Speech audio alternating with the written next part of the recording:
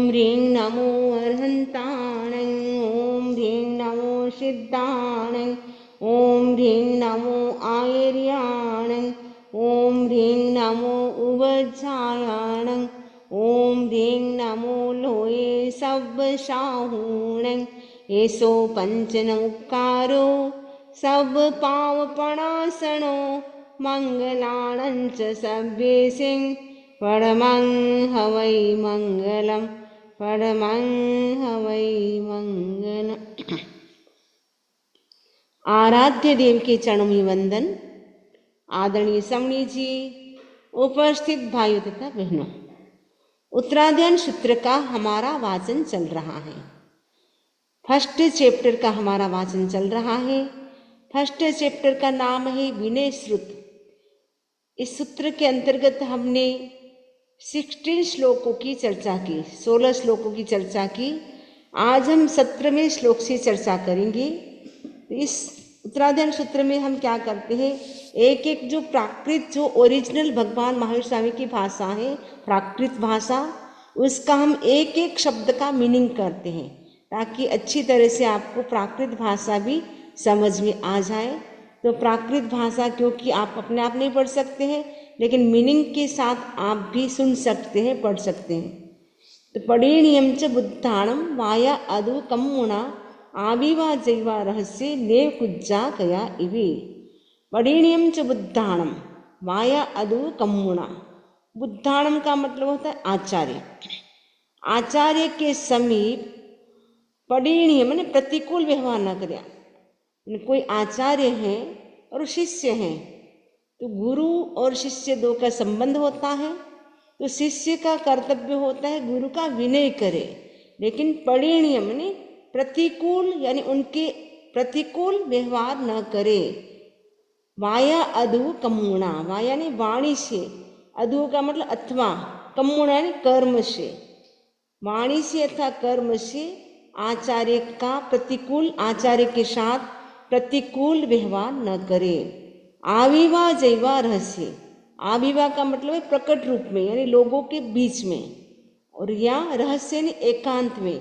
चाहे लोग हो, बहुत सारे पीपल हो, चाहे एकदम एकांत हो, कुछ भी हो, लेकिन गुरु का क्या न करे, अविनय न करे, उनके प्रतिकूल व्यवहार न करे। ने कुज्जा कया भी, नेव ने कभी भी, कया मैंने कभी भी, कुज्जा मैंने करे, नेव का मतलब न करे, कभी भी आचार्य के प्रतिकूल व्यवहार न करे, वाणी से अथवा कर्म से, लोगों के बीच में अथवा एकांत में। तो यहाँ गुरु शिष्य का संबंध होता है, वैसे घर में माता पिता के साथ हस्बैंड वाइफ का संबंध होता है, जैसे माता पिता का संबंध होता है। तो माता पिता के सामने भी माता पिता कहे, यानी पेरेंट्स हमें कहे, वैसे हम आचरण करें। उनके प्रतिकूल हम बिल्कुल न चले, उनको जैसी इच्छा है, जो चाहते हैं वैसा हम काम करें, तो हमारे राग द्वेष कम होते हैं। वो चाहते कुछ है, हम करते कुछ है, जिससे क्या होता है, परस्पर में राग द्वेष बढ़ते हैं, कसाय बढ़ते हैं और कर्म का बंधन होता है। वैसे हस्बैंड वाइफ होते हैं, वो एक दूसरे को कंप्रोमाइज़ करके चलते हैं, तब तो घर में शांति रहती है, पीस रहता है। लेकिन हस्बैंड कहेगा मैं ऐसे करूँगा, वाइफ बोलती ऐसा करूँगा, तो फिर क्या होता है, डिवोर्स होता है। आजकल इतने डिवोर्स क्यों हो रहा है, क्योंकि विनय नहीं, ईगो बढ़ गया है।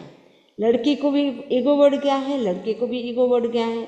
दोनों का ईगो जब टकराता है तब डिवोर्स होता है। अमेरिका में कहा जाता है प्रति 7 मिनट एक तलाक होता है, प्रति 5 मिनट एक आत्महत्या होती है। तो ये क्यों होता है, हमारे अंदर ईगो है, टॉलरेंस पावर नहीं है। ये जो विनय श्रुत, ये चैप्टर हमें शिक्षा देता है, हमें इससे लर्न करना है। क्या लर्न करना है कि हमारे अंदर ईगो है उसको हम कम करें, पोलाइटनेस को हम अपनाएं। जितना पोलाइटनेस हमारे अंदर होता है, उतने राग द्वेष कसाय हमारे मंद होते जाते हैं और कर्मों का बंधन भी हमारा कम होता है। आप एक दूसरे के साथ यदि मिल करके रहते हैं, कंप्रोमाइज़ करते हैं, तब तो दोनों को अच्छा लगता है, घर में रहना भी अच्छा लगता है। लेकिन आप कहेंगे नहीं मैं तो ये करूँगी, वो हस्बैंड कहेगा नहीं मैं तो ये करूँगा, तो 36 का आंकड़ा होता है वो साथ में नहीं रह सकते।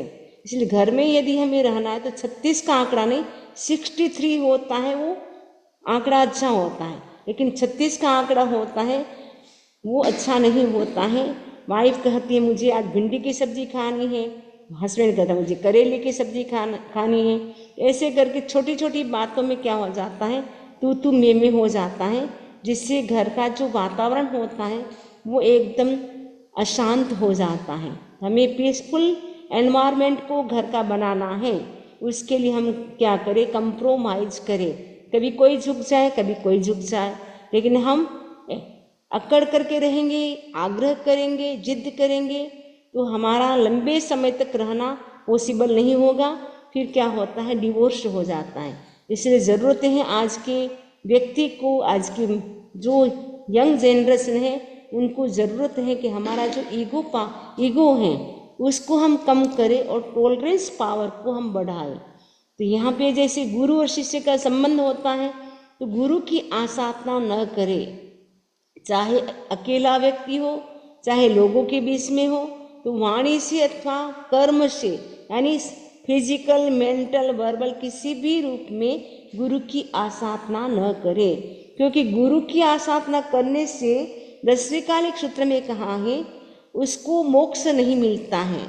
गुरु की जो आसाधना करता है वो संसार में परिभ्रमण करता रहता है। इसलिए हमें गुरु की आसाधना नहीं करना है। न पक्खवो न पूर्वो नेव किच्चाण पिट्ठो न जुंजे उरणा उरुम सैणेनो परिसुने। पक्खवो का मतलब है बराबर, न यानी न बैठे, बराबर न बैठे, गुरु के बराबर इक्वल, एक लाइन में न बैठे। न पूर्व में एकदम आगे भी न बैठे, क्योंकि आगे बैठेंगे गुरु के आगे तो कोई भी व्यक्ति दर्शन करने के लिए आ रहे हैं तो गुरु के दर्शन बराबर नहीं होगा, उनके मन में क्या होगा, आपके प्रति द्वेष हो सकता है। इसलिए गुरु के आगे भी नहीं बैठना है, पीठ के पीछे भी नहीं बैठना है, क्योंकि पीठ के पीछे बैठेंगे तो गुरु को देखने में थोड़ी दिक्कत होगी, फिर उनके गर्दन में दर्द हो सकता है। इसलिए पीछे भी नहीं बैठना है, आगे भी नहीं बैठना है।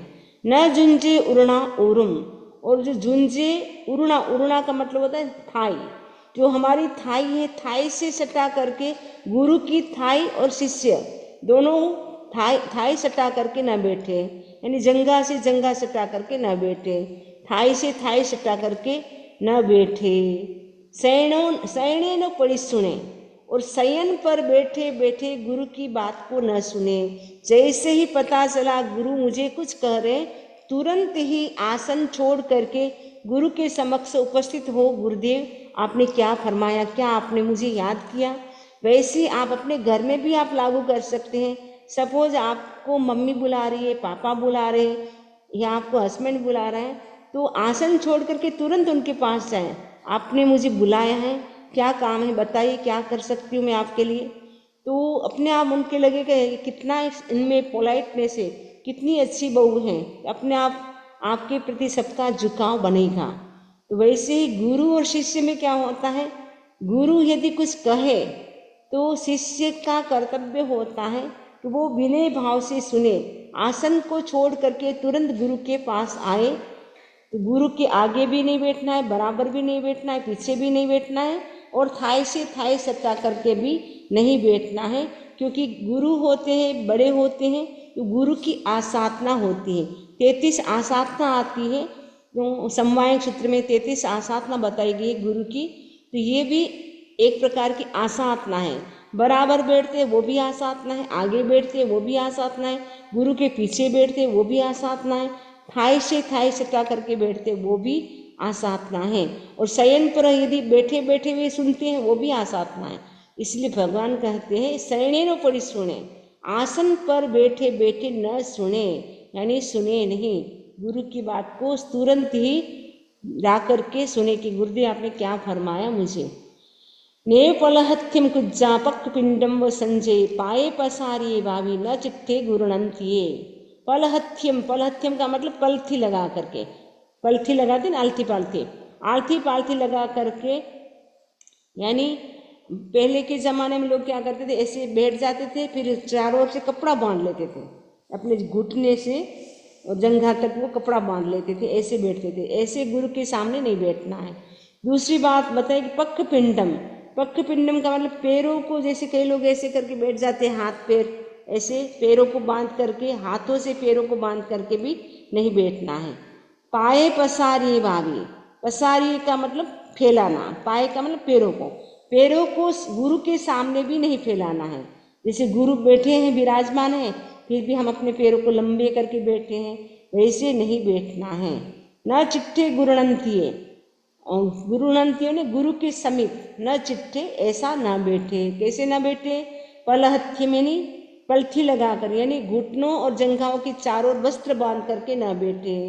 पाए पसारिए भावी, दूसरी बात है पक्क पिंडम, पक्क पिंडम का मतलब है पैरों को और जंघाओं को हाथ से बांध करके न बैठे। पाए यानी पैरों को, पसारी यानी फैला करके भी न बैठे।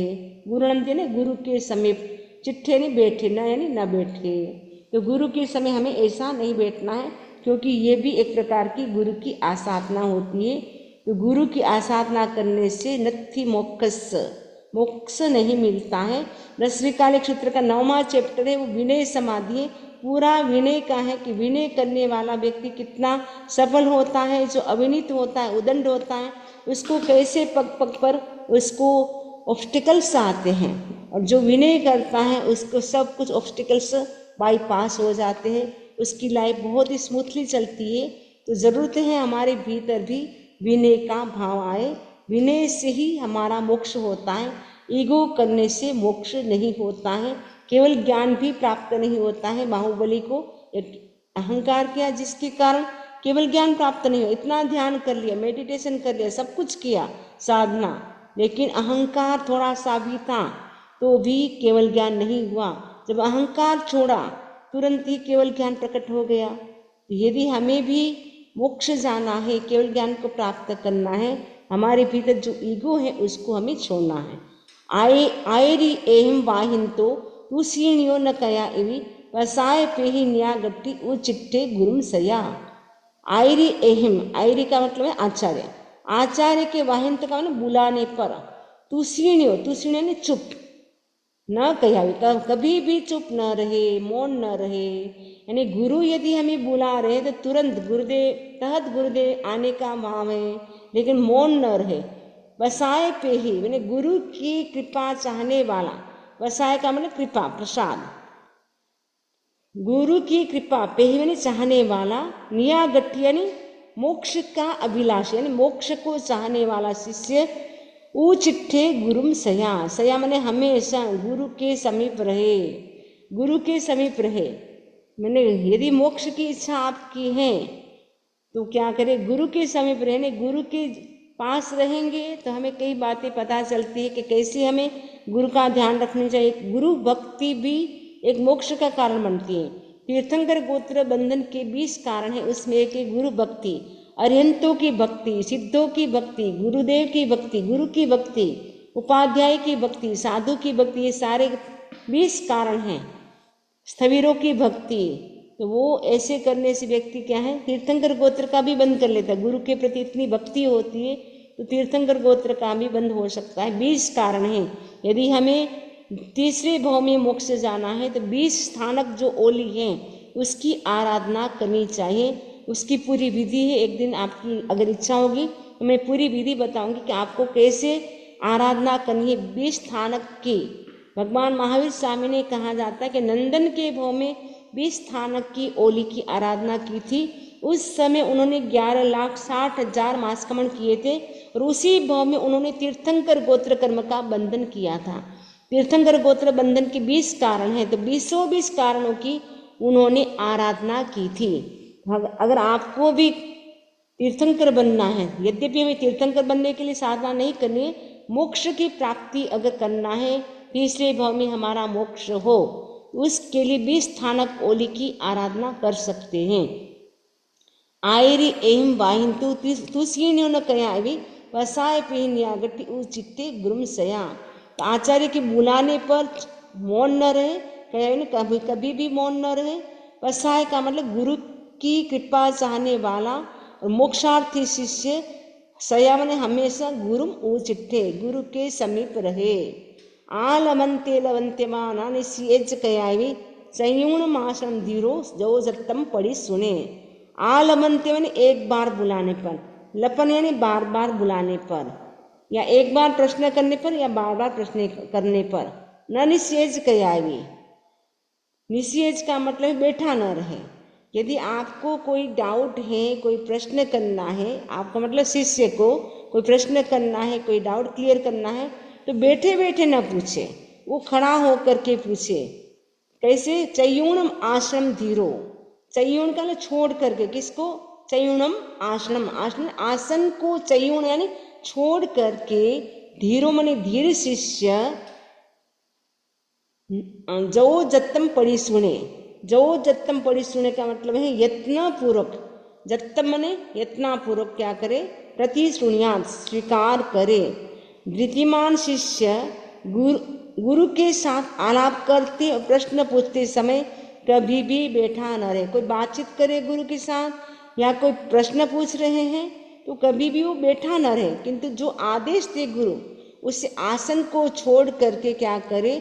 संयत मुद्रा में यत्न पूर्वक स्वीकार करे, एकदम हाथ जोड़ करके ऐसे संयत मुद्रा में जो गुरु ने आदेश दिया है उसको स्वीकार करे, लेकिन आर्ग्यूमेंट न करे। ऐसा नहीं ये क्यों, ऐसा क्यों, ऐसा नहीं, जो कहा था गुरुदेव करने का भाव है। आसन गो न पूछे जा, नेव सिज्जा गो कया, आगमुख उड़ो संतो पूछे जा पंजलि उड़ो। आसन गो न पूछे जा, आसन गो यानी आसन पर न पूछे जा, न पूछे। और कहाँ न पूछे? सिज्जा गयो, सैया पर बैठा मैंने बेड पर बैठा बैठा भी न पूछे, और अपने आसन पर बैठा बैठा भी, कया मैंने कभी भी न पूछे। आगम मैंने आकर के, उकड़ुओ, उकड़ू आसन में बैठ करके, संतो बैठता हुआ, और पंजली उड़ो, पंजली यानी दोनों हाथ जोड़ करके पूछे जा, पूछे। आजकल तो उकड़ू आसन तो नहीं है, लेकिन वंदना की मुद्रा में बैठ करके हाथ जोड़ करके गुरु से प्रश्न पूछे। जो भी पूछना है, कोई भी परमिशन लेना है गुरुदेव से, गुरुदेव अभी प्रवचन करने के लिए जाने का भाव है, गुरुदेव गोचरी जाने का भाव है, हाथ जोड़ करके वंदना की मुद्रा में बोले। लेकिन ऐसा नहीं कि अपने बेड पे दूर बैठा है, गुरुदेव में गोचरी जाने का भाव है, तो ऐसा नहीं। तो गुरु की ऐसे करते तो आसाधना होती है, तो क्या करना है? आसन को छोड़ करके, सैया को छोड़ करके हमें क्या करना है? गुरु के पास आना है और वंदना की मुद्रा में बैठ करके हमें परमिशन लेना है या प्रश्न पूछना, जो भी आपको करना है। एवं विणे जुत्त सुत्तम अत्थम च ददु भयम पुच्छ मानस शिष्य स वागरेच जहा सुयम। एवं विणे जुत्त, जुत्त से ने युक्त, विनय ने विनय, विनय से युक्त कौन? शिष्य, शिष्य, शिष्य है जो विनय युक्त हो, यानी विनयवान हो। सुत्तम अत्थम च तदुभयम, सुत्तम यानी सूत्र, अत्थम यानी अर्थ, तदुभयम यानी सूत्र और अर्थ दोनों। पुच्छ मानस यानी पूछे जाने पर, मैंने शिष्य है गुरु को कुछ पूछता है कि सूत्र के बारे में या सूत्र के अर्थ के बारे में या सूत्र और अर्थ दोनों के बारे में।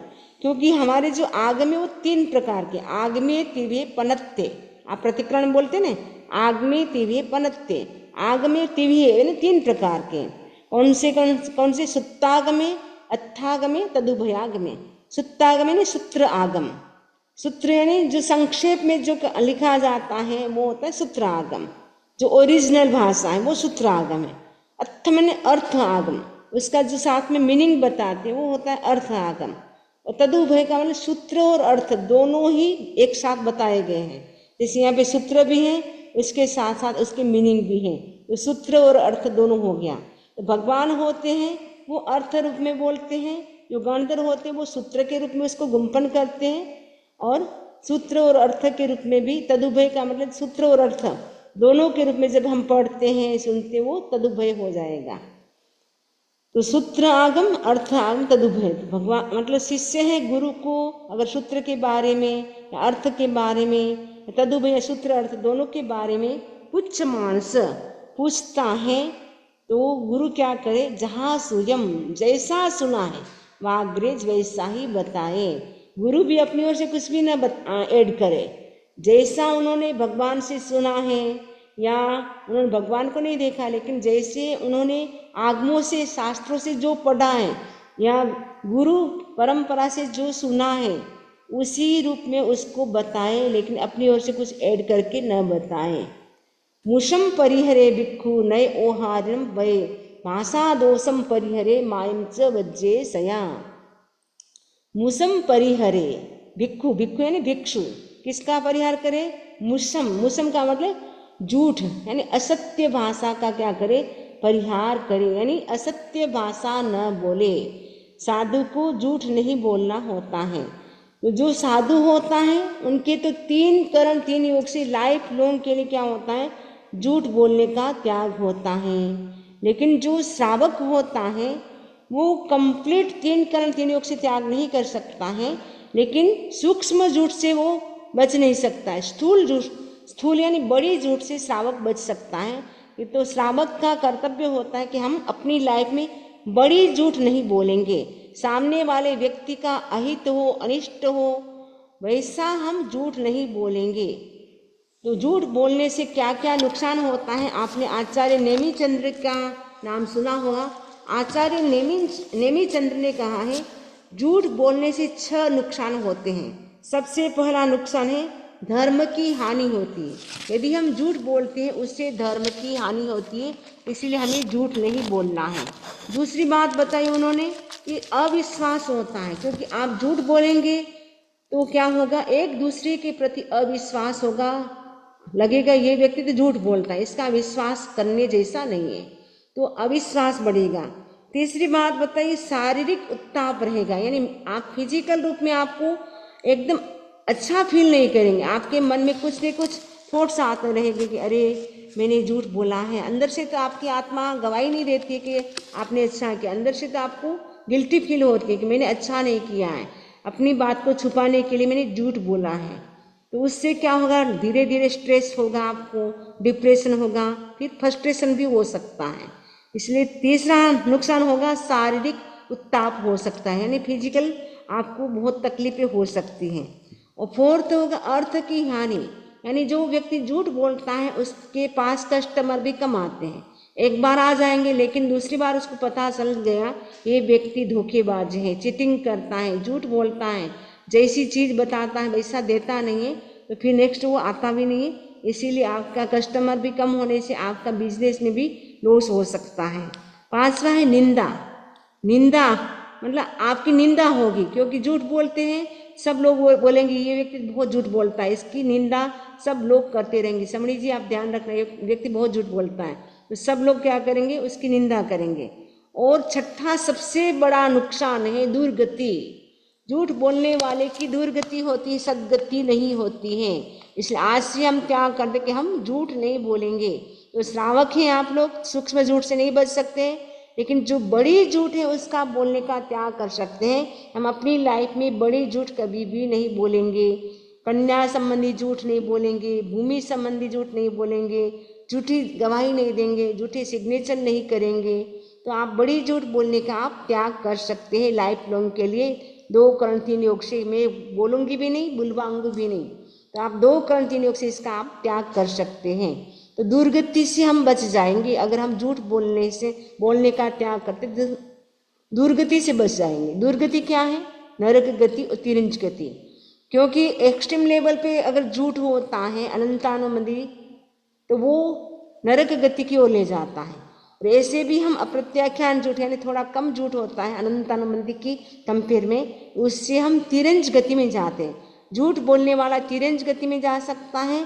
योग शास्त्र में तो यहाँ तक कहा है कि जो झूठ बोलता है वो निगोद में जाता है। आपको पता है निगोद में जाने का परिणाम क्या होता है? निगोद किसे कहते हैं? जो भी जमीकंद है, लीलन फूलन है, साधारण वनस्पति है, वो सब के सब निगोद हैं। 5 प्रकार की जो लीलन फूलन है वो भी निगोद हैं। रूट वेजिटेबल है वो सब क्या है? रूट, जो रूट से होती है वनस्पति, वो सब के सब क्या है? जमीकंद हैं। और वो निगोद 2 प्रकार की होती है, सूक्ष्म भी होती है, बादर भी होती है। सूक्ष्म जीव तो पूरे लोक में ठसाठस करके भरे हैं, बादर लोग तो लोक के एक भाग में हैं। लेकिन जो निगोद होती है उसका क्या होता है, कितना कष्ट होता है। कहा जाता है एक नाड़ी का स्पंदन हमारा होता है, उसमें वो 17 बार जन्म मरण कर लेते हैं। आपको पता है जन्म की कितनी वेदना होती है, कितना पेनफुल सिचुएशन होता है, और मृत्यु के समय डेथ के टाइम भी कितना पेनफुल सिचुएशन होता है। तो वो निगोद में डेथ एंड बर्थ करते रहते और 48 मिनट जो हम सामायिक करते, उतने से पीरियड में तो वो 65,536 बार यानी 65,000 62,500 यानी 536 टाइम इतनी बार वो जन्म मरण कर लेते हैं। 65,536 टाइम वो 48 मिनट में वो डेथ एंड बर्थ कर लेते हैं। तो कितना भयंकर पेन होता है वहाँ पे। कहा जाता नरक से भी ज़्यादा दुख होते हैं निगोद के जीवों को। वो दुख क्या होता है, जन्म और मरण का दुख होता है। यदि हम झूठ बोलते हैं तो निगोद में भी हम जा सकते हैं, इसलिए हम झूठ बोलने का त्याग करें कि हम छोटी छोटी बातों में, कई लोग हंसी में मजाक में झूठ बोलते रहते हैं, तो हमें क्या करना है, हंसी मजाक में झूठ नहीं बोलना है। क्रोध में आकर के, लोभ में आकर के, अहंकार में आकर के हमें झूठ नहीं बोलना है। और एक बताया है नीचे आ रहा है ओहारिणम का निश्चयकारी भाषा नहीं बोलना है। मैं ऐसा करूँगा, ऐसा खाऊंगा, मैं वो करूँगा। तो साधु साधु ने आपने कभी देखा होगा, स्वामी जी जो बोलते हैं ऐसा करने का भाव है, हम करेंगे ऐसे नहीं बोलेंगे। गोचरी आप बोलेंगे, गोचरी बता देंगे, आने का भाव है, आएंगे ऐसा नहीं बोलेंगे। आएंगे ऐसा बोलेंगे तो हमें झूठ लग जाएगा, बाई चांस हम नहीं आए तो इसीलिए हमें क्या करना है, निश्चयकारी भाषा नहीं बोलना है। शायद मैं आ सकती हूँ, शायद ऐसा हो सकता है, लेकिन निश्चयकारी नहीं बोलना या आने का भाव है। भाषा दोषम परिहरे, भाषा के दोष का क्या करे, परिहर यानी छोड़े। मायम च वज्जे से, और माया में माया का, सया ने हमेशा वज्जे वर्जन करे। एक तो झूठ को छोड़ना है यानी झूठ नहीं बोलना है। दूसरी बात है माया भी नहीं करना है। माया करने वाला भी तिरंज गति में जाता है, माया करने वाले की भी मुक्ति नहीं होती है, इसलिए हमें माया नहीं करना है। तो माया करने से तिरंज गति या दुर्गति, एक्सट्रीम लेवल पे माया होती है तो नरक गति, और इससे थोड़ी कम होती है तो तिरंज गति। लेकिन माया करने वाले की भी सदगति नहीं होती है। तो लुकाओ छुपाओ जो भी हम करते वो सब माया होता है। कहते कुछ है, करते कुछ है, वो सब माया होता है। आप बोलते कुछ है, चलते कुछ है, करते कुछ है, वो सब माया होती है। इसलिए हमें क्या करना है, माया से बचना है कि हमें लुकाओ छुपाओ नहीं करना है। हमें जीना कितने दिन का है, क्योंकि हम लोग तो बहुत, हमारी लाइफ तो बहुत शॉर्ट है। ये पंचम काल है, अभी 5th एरा औसत काल का चल रहा है। इसमें हाईएस्ट एज तो 100-125 वर्ष की है। और किसको आता है, कोई 70 में चला जाता है, कोई 80 में चला जाता है, कोई 90 में, कोई बहुत कम लोग होते, रेयर होते हैं 100 वर्ष जिसको कंप्लीट हो। हमारी एज तो बहुत कम है, और हम थोड़ी सी जिंदगी के लिए हम क्यों झूठ बोले, क्यों माया करके कर्मों का बंधन करें, फिर करोड़ों करोड़ों वर्षों तक इसको भोगना बड़ा कठिन हो जाएगा। यदि हम यहाँ थोड़ा सा जागरूक रहेंगे, अवेयर रहेंगे आत्मा के प्रति, नहीं मुझे ऐसा काम नहीं करना है, मुझे अपनी आत्मा को भारी नहीं बनाना है। हमारा वेट बढ़ जाता है बॉडी का, तब तो हमें टेंशन हो जाता है, चिंता हो जाती है। फिर जिम करते हैं शुरू, या कोई एक्सरसाइज शुरू करते हैं, योगा ट्रेनर से योग सीखने जाते हैं, लेकिन हमारी आत्मा का वजन कर्मों से कितना बढ़ रहा है, कर्मों से हमारी आत्मा कितनी भारी हो रही है, क्या कभी उसकी हम चिंता करते हैं? तो हम रोज सोचें कि हमारी आत्मा कर्मों से भारी न हो। या मनुष्य बहुत तो कर्मों को तोड़ने के लिए मिला है, नए बांधने के लिए नहीं मिला है। बाकी तीनों गतियों में तो नए नए कर्मों का बंधन ही होता रहता है, वह छोड़ने का अवकाश नहीं है। एकमात्र यह गति है जिसमें हम कर्मों को हम तोड़ सकते हैं, डिस्ट्रॉय कर सकते हैं। यही एक ऐसा दुर्लभ हमें समय मिला है, प्रेशियस टाइम मिला है, उसका हमें क्या करना है, पूरा लाभ लेना है। न लमेज पुट्ठो सावज्जम न निरट्ठम न मम्मयम। भगवान कहते हैं न लपेट पुट्ठो, पुट्ठो यानी पूछने पर, सावज्जम न लपेट, सावध्य न बोले। किसी ने आपको पूछ लिया तो सावधानी पापकारी भाषा न बोले, ना निरर्थम निरर्थक भी न बोले, बिना मतलब की कोई मजाक न करे, ना मम्मयम मर्म भेद यानी सीक्रेट बात है किसी की, उसने आपको मना किया कि आप मेरी सीक्रेट बात किसी को मत बताना, फिर भी आप क्या करते हैं अपने हस्बैंड को बता देते हैं, अपनी बहन को बता देते हैं, तो उससे क्या है पता चल जाता है, तो व्यक्ति कभी कभी क्या है सोचता है कि अब मेरी इज्जत क्या रहेगी समाज में, अब मैं क्या जीऊँगा घर पे, तो ऐसा करके सुसाइड भी कर लेता है। इसलिए किसी की सीक्रेट बात है वो भी नहीं बताना है, सावध्य भाषा भी नहीं बोलना है।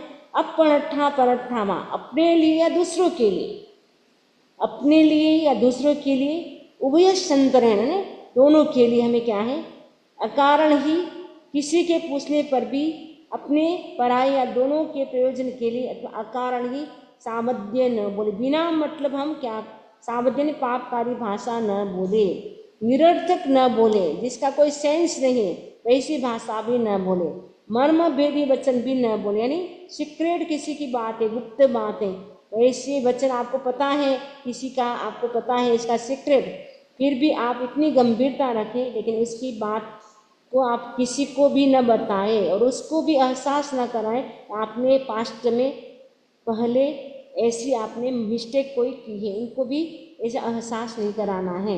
ये पापकारी जो सावध्य भाषा है वो भी नहीं बोलना है, झूठ भी नहीं बोलना है, उन सब से हमें बचना है।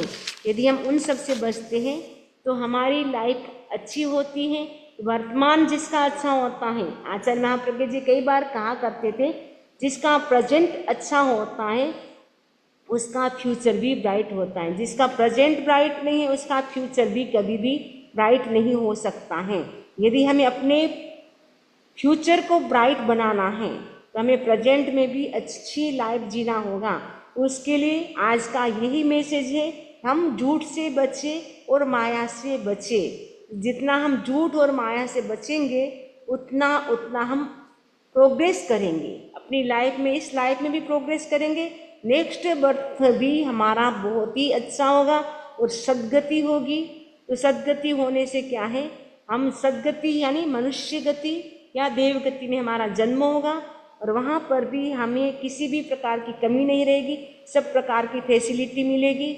यदि आपने यहाँ थोड़े समय झूठ माया का प्रयोग किया फिर करोड़ों करोड़ों वर्ष तक दुख का ही जीवन होगा, तो कौन चाहेगा व्यक्ति कि हमारा दुख का जीवन हो, हमारा नेक्स्ट बर्थ भी बहुत अच्छा हो। अभी से हमें तैयारी करना है क्योंकि कभी भी मौत तो आ सकती है, इसलिए अभी से हमें तैयारी करना है कि कभी भी हमारी मृत्यु हो जाए अचानक भी, क्या हमारी तैयारी है, तो हमारी ऐसी तैयारी होनी चाहिए कि कभी भी कुछ भी हो जाए लेकिन हमें पश्चाताप नहीं होना चाहिए कि हमने अपनी लाइफ में कुछ नहीं किया है। मनुष्य बहु मिला फिर भी हमने खो दिया, ये लास्ट टाइम, पश्चाताप आपको नहीं होना चाहिए। इसलिए अभी से शुरू कर दे, जागे तभी सवेरा। भगवान कहते जब जाग गए अब सोना नहीं है, अब सवेरा हो गया आपके लिए, कोई बात नहीं, अभी भी जागे हैं तो अभी भी धर्म ध्यान करना शुरू करें, कुछ तो करें। पूरा दिन ऐसा ना हो कि पूरा दिन हमारा खाना पीना और बिजनेस में जॉब में ही हमारा समय चला गया, हमने अपने लिए कुछ भी नहीं किया, ऐसा ना हो। 1 घंटा तो एटलीस्ट हम अपनी आत्मा के लिए निकालें, क्योंकि किसी ने कहा है जिंदगी जब तक रहेगी, जिंदगी जब तक रहेगी फुर्सत न मिलेगी काम से, कुछ समय ऐसा निकालो, प्यार करो भगवान से, प्यार करो भगवान से। जिंदगी चलेगी तब तक काम भी रहेगा, जिंदगी पूरी हो जाएगी लेकिन काम हमारे पूरे नहीं होंगे, बीच में ही यमराज आ जाएंगे, बीच में ही हमें जाना पड़ेगा। इसलिए अच्छा है कि हम अभी से अपने लिए भी साथ साथ में करना शुरू कर दें, क्योंकि आप बाकी चिंता करते, बच्चों की लाइफ के बारे में सोचते हैं, अपना फ्यूचर भी सोचते हैं, लेकिन हमारा नेक्स्ट बर्थ कैसे होगा, हमारा कहाँ जन्म होगा, हम क्या ऐसा काम कर रहे हैं, क्योंकि जैसा काम करेंगे वैसे ही योनि मिलेगी, वैसे ही हमें बर्थ हो जाएगा हमारा। इसलिए अभी से हमें सोचना है कि हम ऐसा कोई काम न करें जिससे हमारी दुर्गति हो। हम हमेशा सत्य भाषा का प्रयोग करें और लुकाव छुपाव न करें, जैसा है वैसा बोलने का प्रयास करें। और सत्य को एक कई बार होता है, कई बोलते हैं हम तो सत्य बोलते हैं, सही से कभी कभी ऐसा सत्य भी नहीं बोलना चाहिए सामने वाले व्यक्ति को हर्ट हो, वैसा भी नहीं बोलना चाहिए। बोले तो प्रिय बोले लेकिन अप्रिय सत्य भी नहीं बोलना चाहिए। सत्यम ब्रूयात प्रियम ब्रूयात मा ब्रूयात सत्यम अप्रियम। सत्य बोलो लेकिन प्रिय बोलो। ऐसा सत्य भी न बोले सामने वाले व्यक्ति को हर्ट हो, उनको कष्ट हो, वैसा असत्य भी हमें नहीं बोलना है। तो भगवान महावीर स्वामी आज का मैसेज इस चैप्टर से हमें देते हैं, हम गुरु का विनय करें और असत्य भाषा का त्याग करें, और जो पापकारी भाषा है उसका भी हम ज़्यादा से ज़्यादा कम से कम प्रयोग करें। जितना आप ज़्यादा प्रयोग करेंगे उससे और कर्म का बंधन होगा, और माया का हम वर्जन करें। इसी आशा के साथ ओम अरहम ओम अरहम। किसी को कोई प्रश्न है तो पूछ सकते।